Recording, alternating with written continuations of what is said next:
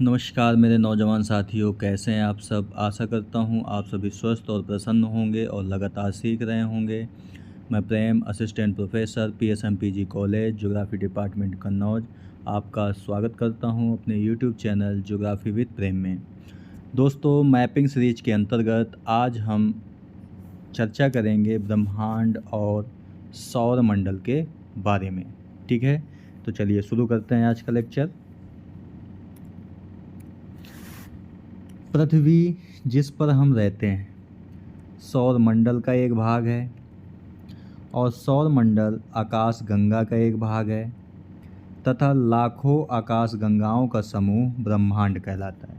ये दोस्तों हमने जब मैपिंग की सीरीज की शुरुआत की थी तब भी बताया था आपको, ठीक है, कि पहले आपका सुपर यूनिवर्स था। हमने ऐसे बताया था सुपर यूनिवर्स, इस सुपर ब्रह्मांड में अरबों ब्रह्मांड शामिल हैं, यानी यूनिवर्स शामिल हैं, और इस यूनिवर्स में करोड़ों आकाशगंगाएं यानी कि गैलेक्सी शामिल हैं, और गैलेक्सियों में करोड़ों तारे यानी कि स्टार्स शामिल हैं। ठीक है, इसी गैलेक्सी में एक हमारी गैलेक्सी थी जिसका नाम था मिल्की वे। ठीक है, इस मिल्की वे में हमारा सोलर सिस्टम था और इसी सोलर सिस्टम में हमारे प्लैनेट थे यानी ग्रह। इसी ग्रहों में एक हमारा ग्रह था जिसका नाम था अर्थ। ठीक है, और अर्थ 7 महाद्वीप और 5 महासागरों में डिवाइड था, ये भी हमने आपको बताया था।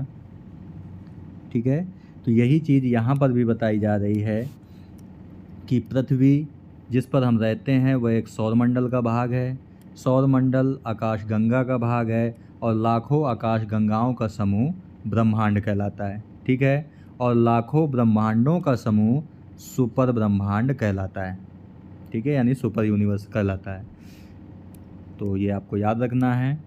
अर्थात सूक्ष्म अणुओं से लेकर विशालकाय आकाशगंगाओं तक के सम्मिलित रूप को ब्रह्मांड कहते हैं। तो आप कोई अगर आपसे पूछता है कि ब्रह्मांड क्या है तो आप बता सकते हैं कि सूक्ष्म अणुओं से लेकर विशालकाय आकाशगंगाओं तक के सम्मिलित रूप को ब्रह्मांड यानी यूनिवर्स कहते हैं। ठीक है दोस्तों, इस चित्र के माध्यम से आपको ब्रह्मांड दिखाने की कोशिश की गई है। ये जो आपको जलते हुए छोटे छोटे दिखाई दे रहे हैं ये सभी आकाशगंगाएं हैं।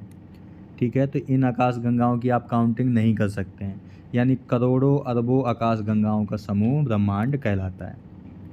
आगे देखते हैं। सौरमंडल संपूर्ण ब्रह्मांड का एक हिस्सा है। इसकी रचना निहारिका नामक एक विशाल गैसीय पिंड से हुई है। अभी हम आगे देखेंगे निहारिका यानी कि नेबुला क्या है। तो हुई है, सौरमंडल का लगभग 99% से अधिक द्रव्यमान सूर्य में निहित है। ठीक है, जबकि सारे ग्रह मिलकर शेष द्रव्यमान से बने हुए हैं। यानी एक सौरमंडल जिसमें हमारा सूर्य, ग्रह, उपग्रह ये सभी चीज़ें आती हैं, उसका 99% जो हिस्सा बना हुआ है वो सूर्य से ही बना हुआ है। बाकी जो 1% है वो शेष ग्रह, उपग्रह, अन्य खगोलीय पिंडों से मिलकर बना है। यहाँ पर दोस्तों सौरमंडल का चित्र दिखाया गया है। ठीक है, ये हमारा पूरा सोलर सिस्टम है, तो इसका जो 99% हिस्सा है वो सूर्य के पास है और जो बाकी 1% हिस्सा है वो सभी ग्रह, उपग्रह, क्षुद्र ग्रह आदि के पास है। ठीक है, इस पर भी हम आगे चर्चा करेंगे, यहाँ इतना ही जानना आपके लिए काफ़ी है। आगे देखते हैं। 16वीं शताब्दी के आसपास केपलर ने ग्रहीय गतियों के नियमों की खोज की तथा इसने सूर्य को ग्रहीय कक्षा का केंद्र माना। या आपसे अगर कोई पूछता है कि ग्रहों की खोज किसने की थी तो वो केपलर महोदय ने ही की थी। ठीक है, और इसने किसको केंद्र में माना था? सूर्य को ग्रहीय कक्षा का केंद्र माना था। जबकि दोस्तों इससे पहले जो मान्यताएं चलती थी उसमें माना जाता था कि पृथ्वी को केंद्र माना जाता था, यानी कि सौरमंडल के केंद्र में पृथ्वी है, पहले ये माना जाता था। लेकिन केपलर महोदय ने सबसे पहले बताया था कि नहीं, पृथ्वी केंद्र में नहीं है, बल्कि सूर्य केंद्र में है सभी ग्रहों के। यानी आप इस चित्र में देख सकते हैं कि केपलर महोदय ने बताया था कि हमारा जो सौर मंडल है उसके केंद्र में सूर्य है, जबकि इससे पहले जो लोग थे वो क्या मानते थे, पृथ्वी को केंद्र में मानते थे।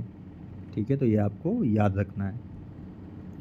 तो केपलर महोदय ने ही ग्रही गतियों के नियमों की खोज की थी।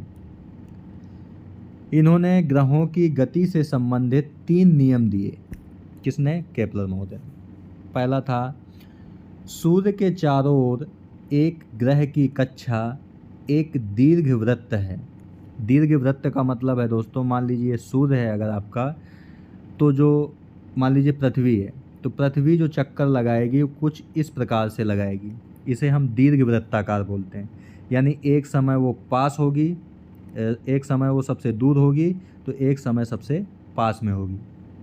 ठीक है, तो जो सूर्य के चारों ओर एक ग्रह की कक्षा एक दीर्घवृत्त है, जिसके एक फोकस पर सूर्य है और दूसरे फोकस पर कुछ भी नहीं है।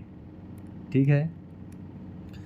दूसरा नियम था इनका कि किसी भी ग्रह और सूर्य को मिलाने वाली काल्पनिक रेखा ग्रह की परिक्रमा के दौरान समान समय अंतराल के दौरान अंतरिक्ष के समान क्षेत्रों में घूमती है। यहाँ पे इस किस कक्षा की बात की जा रही है? यहाँ पर जो आपको लाइनें दिख रही हैं, मान लीजिए आपका जो जुपिटर है वो ये है, तो इसकी जो रेखा है वो ये वाली है। यानी कि इस पथ पर, इसे आप देख पा रहे होंगे, ये दीर्घवृत्ताकार है। तो इसी पथ के बारे में बताया जा रहा है यहाँ पर दूसरे नियम में, यानी समान क्षेत्रों में घूमती है। तीसरा नियम बताता है कि ग्रहों की कक्षीय अवधि के वर्ग उनकी कक्षाओं के अर्ध प्रमुख अक्षों के घनों के सीधे अनुपातिक होते हैं। यानी केपलर के अनुसार जो तीसरा नियम का तात्पर्य है कि किसी ग्रह की सूर्य की परिक्रमा करने की अवधि उसकी कक्षा की त्रिज्या के साथ तेजी से बढ़ती जाती है। यानी कहने का मतलब ये है दोस्तों कि जैसे जैसे सूर्य से दूरी बढ़ती जाती है, वैसे वैसे एक ग्रह का परिक्रमण काल भी बढ़ता जाता है। जैसे बुध है आपका, तो इसे सबसे कम समय लगता है। बृहस्पति कुछ दूरी पर है तो इसको और अधिक समय लगता है। तो आपका जो वरुण है यानी कि नेपच्यून है, इसको सबसे अधिक समय लगता है सूर्य की परिक्रमा करने में। तो यही बात तीसरे नियम में कही गई है। ठीक है, आगे देखते हैं। हर्शेल ने 1805 में बताया कि पृथ्वी, सूर्य एवं अन्य ग्रह आकाश गंगाओं का एक अंश मात्र हैं। यानी आकाश गंगा का ही एक भाग है पृथ्वी, सूर्य और सभी ग्रह। ये किसने बताया था? वो हर्शेल महोदय ने बताया था। इसके बाद 1920 में एडमिन हब्बल ने प्रमाण दिया कि ब्रह्मांड का विस्तार अभी भी जारी है। यानी कि ब्रह्मांड का विस्तार अभी भी हो रहा है, जिसको उन्होंने आकाश गंगाओं के बीच बढ़ रही दूरी के आधार पर सिद्ध किया। यानी मान लीजिए एक आकाश गंगा ये है, दूसरी आकाश गंगा ये है, तो इन दोनों के बीच की दूरी लगातार बढ़ रही है। इसी आधार पर है एडविन हब्बल महोदय ने बताया कि ब्रह्मांड का विस्तार अभी भी जारी है। कब बताया था? 1920 में। अब देखते हैं ब्रह्मांड की उत्पत्ति यानी ओरिजिन ऑफ यूनिवर्स, कि आज जो हमें ब्रह्मांड दिखाई दे रहा है उसकी उत्पत्ति हुई कैसे। ब्रह्मांड की उत्पत्ति के विषय में कई सिद्धांत प्रचलित हैं जो निम्न हैं। यानी कई विद्वानों ने कल्पनाएं की हैं कि ब्रह्मांड की उत्पत्ति कुछ इस प्रकार हुई होगी। दोस्तों, इस चित्र में आपको उन सभी संकल्पनाओं या सिद्धांतों को दिया गया है जो दिए गए हैं ब्रह्मांड या सौरमंडल की उत्पत्ति से संबंधित। इसमें सबसे पहला है आपका गैसीय परिकल्पना यानी गैसियस हाइपोथेसिस। यह सिद्धांत न्यूटन के गुरुत्वाकर्षण नियम पर आधारित है। तो ये भी आपको याद रखना है। दिया किसने था? कांट महोदय ने। इसके बाद दूसरा था निहारिका परिकल्पना यानी नेबुलर हाइपोथेसिस। इसे लाप्लास महोदय ने दिया था। इसके बाद है ग्रहाणु परिकल्पना यानी कि प्लैनेटेसिमल हाइपोथेसिस, जिसे चैम्बरलिन एवं मोल्टन महोदय ने दिया। इसके बाद है ज्वारीय परिकल्पना यानी टाइडल हाइपोथेसिस, जिसे जेम्स जीन्स एवं जेफ्रीज महोदय ने दिया। इसके बाद है द्वैतारक परिकल्पना यानी बाइनरी स्टार हाइपोथेसिस, जिसे रासेल महोदय ने दिया था। इसके बाद है सुपरनोवा परिकल्पना यानी सुपरनोवा हाइपोथेसिस, जिसे हॉयल एवं लिटन महोदय ने दिया। इसके बाद है अंतर तारक धूल परिकल्पना यानी इंटरस्टेलर डस्ट हाइपोथेसिस, जिसे ऑटो स्मिड महोदय ने दिया। इसके बाद है अंतर तारक मेघ परिकल्पना। दोस्तों अंतर याद रखना है आपको, अंतर तारक धूल परिकल्पना जो ऑटो स्मिड ने दी है, जबकि अंतर तारक मेघ परिकल्पना या विद्युत चुंबकीय परिकल्पना ये अल्फ वेन महोदय ने दी थी। किसने? अल्फ वेन महोदय ने। इसके बाद है परिभ्रमण या एवं ज्वारीय परिकल्पना यानी रोटेशनल एंड टाइडल हाइपोथेसिस, जिसे रॉसजन महोदय ने दिया। इसके बाद है बृहस्पति सूर्य द्वैतारक परिकल्पना यानी जुपिटर सन बाइनरी स्टार सिस्टम, इसे E.M. ड्रोबिस्वेकी ने दिया था। E.M. ड्रोबिस्वेस्की ने दिया था। इसके बाद है सेफीड परिकल्पना, जिसे A.C. बनर्जी ने दिया था। ये भारतीय हैं दोस्तों, A.C. बनर्जी। ठीक है, तो ये आपको याद रखना है, सेफीड परिकल्पना। इसके बाद है निहारिका मेघ परिकल्पना। दोस्तों निहारिका परिकल्पना अलग है, जिसे लाप्लास ने दिया है। जहाँ हमने बताया दूसरे नंबर पर निहारिका परिकल्पना लाप्लास ने दी है, जबकि निहारिका मेघ परिकल्पना द नेबुलर क्लाउड हाइपोथेसिस वान वाइज़सैकर ने दिया है। इसके बाद है आदिम ग्रह परिकल्पना यानी द प्रोटो प्लैनेट हाइपोथेसिस, क्वीपर महोदय ने दिया। और महाविस्फोट सिद्धांत यानी बिग बैंग थ्योरी या नवीनतम सिद्धांत है, और इसे जॉर्ज लैमेंटियर महोदय ने दिया है। यानी इतने सारे व्यक्तियों ने ब्रह्मांड की उत्पत्ति से संबंधित अपने विचार दुनिया के सामने रखे थे।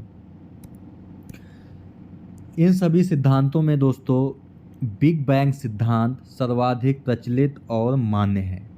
इसे विस्तारित ब्रह्मांड परिकल्पना भी कहते हैं, तो ये भी आपको याद रखना है। विस्तारित ब्रह्मांड परिकल्पना या बिग बैंग सिद्धांत या महाविस्फोट सिद्धांत।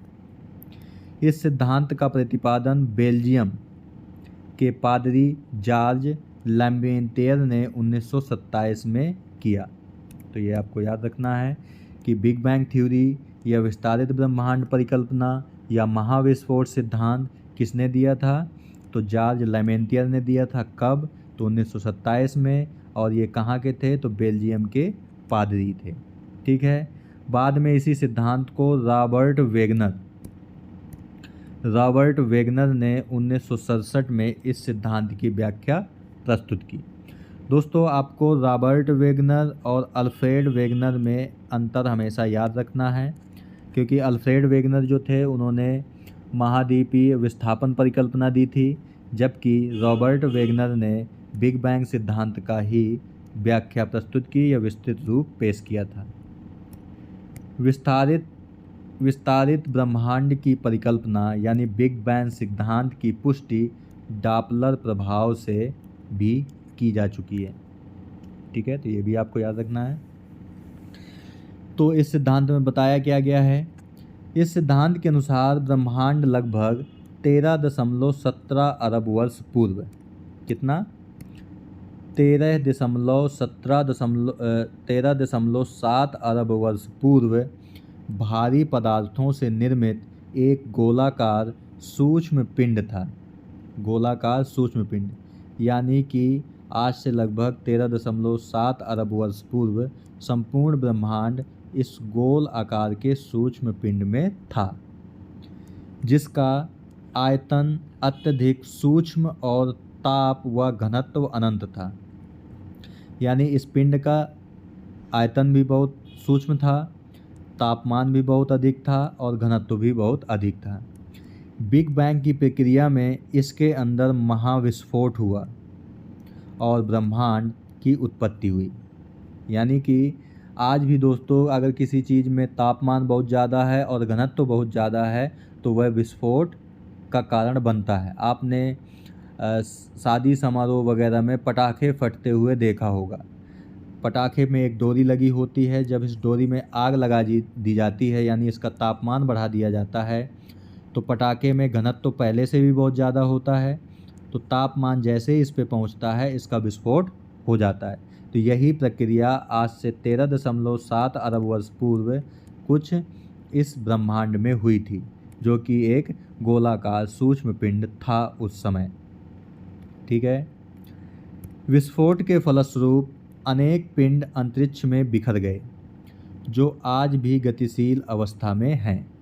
इसके साथ ही समय, स्थान एवं वस्तु की व्युत्पत्ति यानी उत्पत्ति हुई थी। यानी कि 13.7 अरब वर्ष पूर्व ना तो प्रकाश था, ना समय था, ना स्थान था, ना कोई वस्तु थी। ठीक है। विस्फोट के बाद ही इनकी शुरुआत होती है। कुछ अरब वर्ष बाद हाइड्रोजन एवं हीलियम के बादल संकुचित होकर तारों एवं आकाश गंगाओं का निर्माण करने लगे। यानी महाविस्फोट हो गया 13.7 अरब वर्ष बाद। कुछ समय बाद हाइड्रोजन और हीलियम का जन्म हुआ। ठीक है। और इसी से संकुचित बादल बने, जिससे तारे और आकाश गंगाओं का निर्माण भी हुआ। बिग बैंग घटना के पश्चात आज से लगभग 4.5 अरब वर्ष पूर्व सौर मंडल का विकास हुआ। ठीक है। तो सौर मंडल का विकास कब हुआ? आज से लगभग 4.5 अरब वर्ष पूर्व हुआ, जिससे ग्रहों और उपग्रहों का निर्माण भी हुआ। दोस्तों, इस चित्र में आप आसानी से देख सकते हैं बिग बैंग प्रक्रिया को। यहाँ पर मान लीजिए एक गोलाकार सूक्ष्म पिंड था, जिसका टेम्परेचर भी बहुत ज़्यादा था और डेंसिटी भी बहुत ज़्यादा था, और इसका जो आयतन था वो बहुत कम था। ठीक है। तो इसमें एक विस्फोट होता है। विस्फोट के बाद सभी जो आकाशीय पिंड हैं वो अंतरिक्ष में फैलने लगते हैं। ठीक है। इसके बाद यहाँ पर हाइड्रोजन और हीलियम का जन्म होता है। इसके बाद हाइड्रोजन और हीलियम बनने के बाद प्रकाश का जन्म होता है कहीं ना कहीं। ठीक है। या आप कह सकते हैं कि हाइड्रोजन और हीलियम के जन्म के बाद इनमें नाभिकीय संलयन की क्रिया होने लगती है। नाभिकीय संलयन, जिसमें हाइड्रोजन हीलियम में परिवर्तित होता है, जिससे ताप की उत्पत्ति होती है। और इस ताप की उत्पत्ति के बाद आकाश गंगा और तारों का निर्माण शुरू हो जाता है। ठीक है। और आकाश गंगा और तारों के निर्माण के बाद हमारे सौर मंडल, ग्रह और उपग्रह की उत्पत्ति होने लगती है, और यहीं पर आपके जीवन का भी जन्म होता है। ठीक है। तो ये था आपका बिग बैंग थ्योरी। आगे देखते हैं। होयल एक व्यक्ति थे, एक विद्वान थे। होयल महोदय ने इस परिकल्पना के विपरीत स्थिर अवस्था परिकल्पना दी के नाम से नवीन परिकल्पना प्रस्तुत की। इसके अनुसार ब्रह्मांड का विस्तार लगातार हो रहा है, लेकिन इसका स्वरूप किसी भी समय एक जैसा नहीं रहा। लेकिन वर्तमान में बिग बैंग सिद्धांत को ही सर्वाधिक मान्यता प्राप्त है। यानी अगर आप किसी को बताएंगे कि ब्रह्मांड की उत्पत्ति कैसे हुई, तो आराम से आप बिग बैंग थ्योरी के अनुसार बता सकते हैं। अब ब्रह्मांड की उत्पत्ति हो चुकी है, तो अब आकाश गंगा और निहारिका की बात कर लेते हैं, यानी गैलेक्सी एंड नेबुला की बात कर लेते हैं। तो करोड़ों अरबों तारों का समूह आकाश गंगा कहलाता है। ये आपको याद रखना है कि करोड़ों अरबों तारों का समूह आकाश गंगा कहलाता है। यहाँ पर दोस्तों एक आकाश गंगा को दिखाया गया है।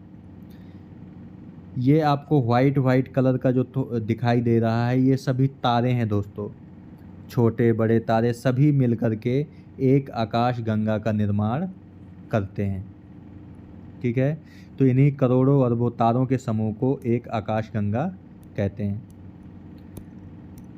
तो अब अगर ब्रह्मांड में करोड़ों आकाश गंगाएं हैं अगर, तो जो हमारी आकाशगंगा है, हमारी कहने का मतलब है जिसमें हमारा सौरमंडल स्थित है, उसका नाम दुग्ध मेखला या मिल्की वे इंग्लिश में कह सकते हैं, या इसी को हम मंदाकिनी के नाम से भी जानते हैं। ठीक है, तो हमारी आकाशगंगा यानी दुग्ध मेखला या मंदाकिनी के सर्वाधिक पास स्थित जो आकाशगंगा है वो एंड्रोमेडा है। ठीक है, यानी कि ये हमारी आकाशगंगा है जिसका नाम क्या है, दुग्ध मेखला या मंदाकिनी। तो इस आकाशगंगा के पास में जो सबसे पास में दूसरी आकाशगंगा है उसका नाम है एंड्रोमेडा, जो सौरमंडल से लगभग 22 लाख प्रकाश वर्ष दूर है। 22 लाख प्रकाश वर्ष दूर है। दोस्तों, प्रकाश वर्ष क्या है, तो ये दूरी मापने का एक पैमाना है। ठीक है, यानी दूरी मापने की ये इकाई है। और किसकी दूरी मापती है ये, तो ये खगोलीय पिंडों की दूरी मापती है। खगोलीय पिंडों की दूरी मापती है। यहाँ पर दोस्तों अपनी आकाशगंगा यानी दुग्ध मेखला को दिखाया गया है। हमने पहले मैपिंग वाले वीडियो में भी बताया था कि जो हमारी आकाशगंगा है वह स्पाइरल है। स्पाइरल है। ठीक है, अलग अलग प्रकार की आपकी आकाशगंगाएं बताई थी, तो हमारी आकाशगंगा जो है वो स्पाइरल है।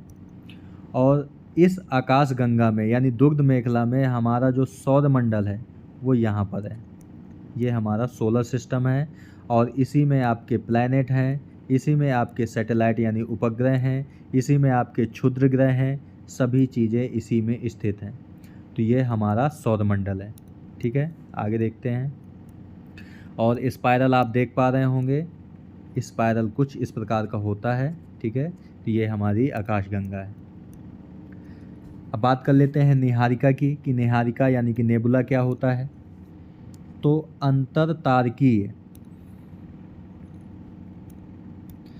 अंतरतारकीय माध्यम यानी इंटरस्टेलर स्पेस में स्थित ऐसे अंतरतारकीय बादल को कहते हैं जिसमें धूल, हाइड्रोजन गैस, हीलियम गैस और अन्य आयनीकृत प्लाज्मा गैसें उपस्थित हैं। तो अगर आपसे कोई पूछते निहारिका क्या है, तो निहारिका गैस और धूल के बादल हैं। ठीक है, तो निहारिका गैस और धूल के बादल हैं। इस चित्र में दोस्तों एक निहारिका को दिखाया गया है। ठीक है, तो इसमें आपकी गैसें भी हैं, गैस भी हैं और इसमें आपकी धूल भी है।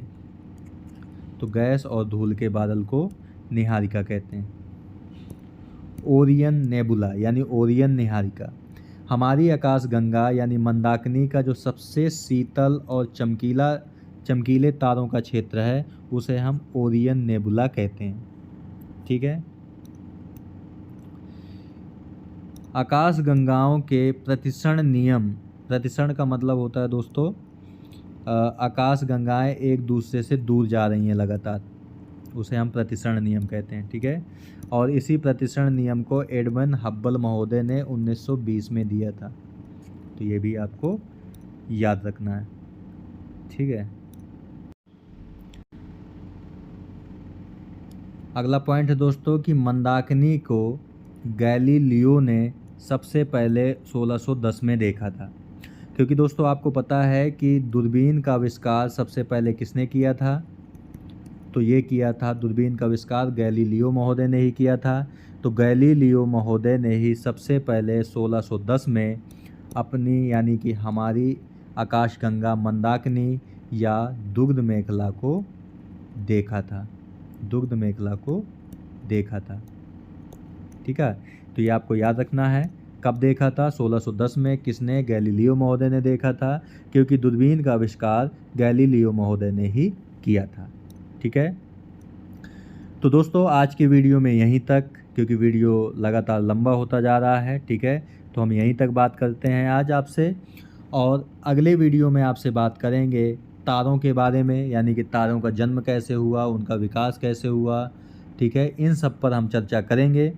तो मिलते हैं आपसे नेक्स्ट वीडियो में इसी के पार्ट 2 के साथ। तब तक के लिए नमस्कार। आप प्रसन्न रहिए, खुश रहिए, मुस्कुराते रहिए और लगातार सीखते रहिए, कभी अपने लिए तो कभी अपनों के लिए। धन्यवाद। जय हिंद दोस्तों।